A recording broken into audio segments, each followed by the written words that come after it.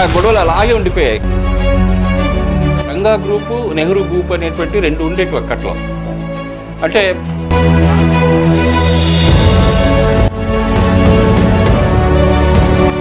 ముఖ్యంగా వీటి నాయుడిని రాజకీయంగా బాగా ఎదిగించాలనేటువంటి ఉద్దేశంతో మేమందరం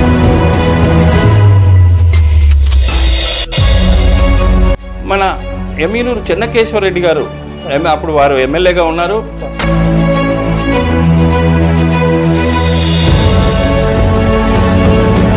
ఇమ్మీడియట్గా వెళ్ళిపోవటం పోయాను. అసలు ఆశ్చర్యకరమైన విషయం ఏంటంటే పోయిన ఇమ్మీడియట్ నాకు బీఫామ్ ఇచ్చేసారు.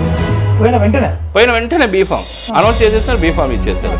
అంటే ఆ పట్టుబడతారు టికెట్ వద్దు అంటే నాకు రాత్రి 9:30, 10కి అట్లా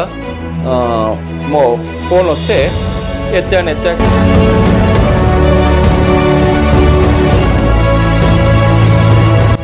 కరెక్ట్గా ఇస్తా ఉన్నా, కాకపోతే వేరే టికెట్ ఇచ్చుకుంటాం అనేసి